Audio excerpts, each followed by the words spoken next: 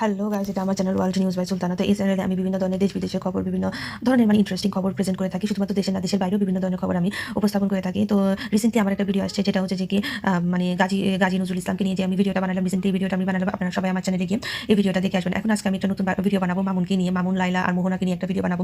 তাদের যে recent controversy চলতেছে, এই কন্ট্রোভার্সিটা যে আসলে একটা প্রি প্ল্যান্ড কন্ট্রোভার্সি, এই কন্ট্রোভার্সিটা যদি আসলে যে একটা ইচ্ছাকৃত তৈরি একটা কন্ট্রোভার্সি, সেটা নিয়ে আজকে আমরা কথা বলবো। তো চলুন এই ভিডিওটা আমরা এখান থেকে শুরু করি। তো শুরুতেই শুরু করি মামুনের সম্পর্ক নিয়ে। মামুনের সম্পর্ক তো প্রথমে ছিল লাইলার সাথে খুবই কি বলবো, খুবই ফেমাস রিলেশনশিপ ছিল। বাংলাদেশে এমন কোনো মানুষ না এটা জানতো না যে মামুনের সাথে লাইলার সম্পর্ক ছিল। তো মামুনের সাথে লাইলার যে সম্পর্ক ছিল, সেই সম্পর্কে দেখা গেল যে লাইলা তার থেকে বয়সের দ্বিগুণ, লাইলাকে বয়সের দ্বিগুণ একটা মহিলার সাথে মামুন প্রেম করে। আচ্ছা, আপনি যদি একটা জিনিস খেয়াল করে দেখেন যে আপনি কি বাংলাদেশে এরকম কোনো ছেলে দেখছেন যেখানে একটা ছেলে তার মায়ের বয়সী ছেলের সাথে মহিলার সাথে প্রেম করে? এটা বাংলাদেশে এটা আমি বাংলাদেশে না, এটা কোথাও নাই। হ্যাঁ, বয়সের এজ গ্যাপ আছে, কিন্তু এত এজ গ্যাপে কেউ কোনোদিনই কোনো মহিলার সাথে প্রেম করে না। তো আর লাইলা হচ্ছে কি এমন একটা মহিলা যার ফ্যামিলি ব্যাকগ্রাউন্ড হয়তো বা ভালো, ভালো বলতে কি, সে মানুষ হিসেবে ভালো সেটা না, তার হয়তো বা ফ্যামিলিতে 2-4 জন মানুষ ভালো পদে ছিল বা ভালো চাকরি করতো, তো সেই হিসাবে সবাই তাকে বলে ফ্যামিলি ব্যাকগ্রাউন্ড ভালো, সে হয়তো বা ভালো একটা চাকরি বাকরি করে। কিন্তু লাইলা হচ্ছে যে কি একটা ডিভোর্সি মহিলা, খুব সম্ভবত তার 2টা অসুস্থ বাচ্চা আছে। তো সে ফেমাস না, সে জাস্ট একটা নর্মাল মহিলা। তো সে হচ্ছে যে গিয়ে সম্পর্কে গেল আপনার মামুনের সাথে। তো মামুনের সাথে সম্পর্কে যাওয়ার পরই দেখলাম যে তাদের সম্পর্কে নতুন নতুন টিকটক ভিডিও, হ্যান ত্যান। এরপর আবার দেখি যে কি তারা মহিলাকে মহিলার নকশা বদলায় দেয়। মহিলা বলে যে কি মামুন খালি আমার সাথে টাকার জন্য থাকে, মামুন আমার কাছে টাকা চায়। আর মামুনের কথা হচ্ছে সে তাকে এক্সপ্লয়েট করে, লাইলা তাকে এক্সপ্লয়েট করে, সে একটা ছোট ছেলে তাকে এক্সপ্লয়েট করে, হ্যান ত্যান। আপনি যদি পুরো বিষয়টা একটুখানি অ্যানালাইসিস করেন, বা এখন যে মোহনার সাথে তার যে সম্পর্ক, মোহনার সাথে তার যে সম্পর্কের গতিবিধি, এটা কিন্তু ঠিক লাইলার মতো একটা জিনিস, যে মোহনাও তার থেকে 4 বছরের মতো বয়সে বড়, আর মোহনাকে ঠিক সেম সে লাইলার মতো মেরে মোহনার মুখভঙ্গি বদলাই দেয়। তো পুরো ঘটনাটাতে আমি যদি দেখি যে দোষ বা ভুল কার, পুরো ঘটনাটা আপনি একটু খেয়াল করে দেখেন তো এখানে কি আসলেই মামুন খুব দোষী? আপনারা দেখবেন যে মামুন আসলে কিন্তু দোষী না। মামুন একটা নিচু জাত এবং নিচু ঘরের ছেলে। হ্যাঁ, তার হচ্ছে টাকার দরকার, টাকার জন্য সে মেয়েদের সাথে থেকে বেড়ায়। তো এখন এই যে এই দুইটা মহিলা কেন মামুনের পিছনে পড়ে আছে? আমি জানি, আপনি জানেন, বাংলাদেশের সবাই জানে, হ্যাঁ, যে মামুন একটা থার্ড ক্লাস ছোট লোক ছেলে। হ্যাঁ, তো এই ছোট লোক ছেলে পিছনে কেন মেয়েরা পড়বে? কোনো কারণ আছে? একটা কারণ কিন্তু অবশ্যই আছে। সেই কারণটা হচ্ছে মামুনের জনপ্রিয়তা। মামুন কিন্তু খুবই বাজেভাবে, নোংরাভাবে জনপ্রিয় বাংলাদেশে।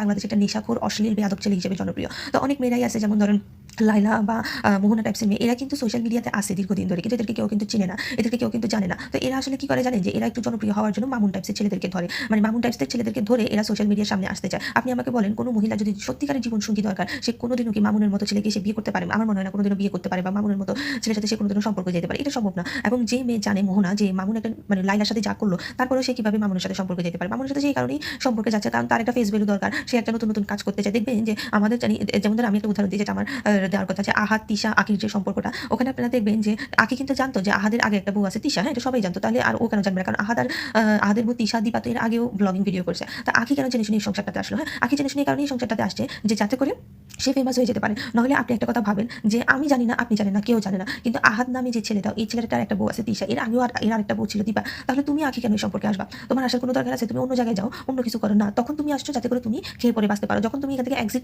কেন নিছো? যাতে করে তুমি এখন বিভিন্ন কাজ পাও, বিভিন্ন প্রমোশনের কাজ করো, বিভিন্ন ধরনের ভ্লগিং ভিডিও বানাই, এখন টাকা কামাও। কারণ এটা হচ্ছে যে কি এখন তোমার কর্ম, তুমি কর্ম করে খেতে চাও। ঠিক একইভাবে মোহনা আর আপনার কি বলবো, মোহনা আর লাইলা ঠিক একই। মোহনার কোনো দরকার ছিল না মামুনকে বিয়ে করার, কারণ মোহনা সবকিছুই আগে থেকে জানতো মামুন কেমন। আমরা সবাই জানি মামুন কেমন ড্রাগ এডিক্টেড নারী ব্যবসায়ী। তো মোহনা কেমন না জানে? মোহনা ইচ্ছাকৃতভাবে এই সম্পর্কে আসছে, তাকে নাকি মেরে নাকি মুখ ফাটাই দিছে। এমনভাবে যদি কোনো পুরুষ কোনো নারীকে মারে, তাহলে কি সে কোনোদিন ওই পুরুষের কাছে আবার যায়? সে আবার ওই পুরুষের কাছে গেল, আবার ওই পুরুষের কাছে গিয়ে ওখানে লাইভ ভিডিও হলো, লাইভ ভিডিও নিয়ে লাইভে গেলো আর কি। লাইভে নিয়ে এটা নিয়ে অনেক কথা, অনেক বেশি বিচ্ছিরি পর্যায়ে গেছে। দুজনকে পুলিশ ধরে নিয়ে গেছে। তো মামুন গেলো পুলিশে এখন। এরপরে আরেকজন প্রাণী আছে, আজব প্রাণী, তার নাম হচ্ছে লাইলা। লাইলাকে তো মামুন কোনো কালি পাত্তা দেয় না।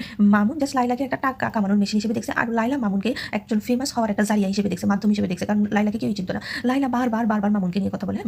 মামুনকে নিয়ে বারবার কথা বলে কেন? লাইলা কিন্তু এখন কিন্তু মামুনের সাথে কোনো সম্পর্কে নেই। লাইলা শুধুমাত্র মামুনকে নিয়ে এই কারণেই কথা বলে, যে যাতে করে সেই হচ্ছে কি ফরিউতে থাকতে চায়, বা বিভিন্নভাবে কি বলবো, বিভিন্নভাবে তারা মানুষের চোখে থাকতে চায়, সবসময় ট্রেন্ডে থাকতে চায়। যদি একদম পাক্কা ভাষায় কথা বলি, ট্রেন্ডে থাকতে চায়, এটা হচ্ছে কথা।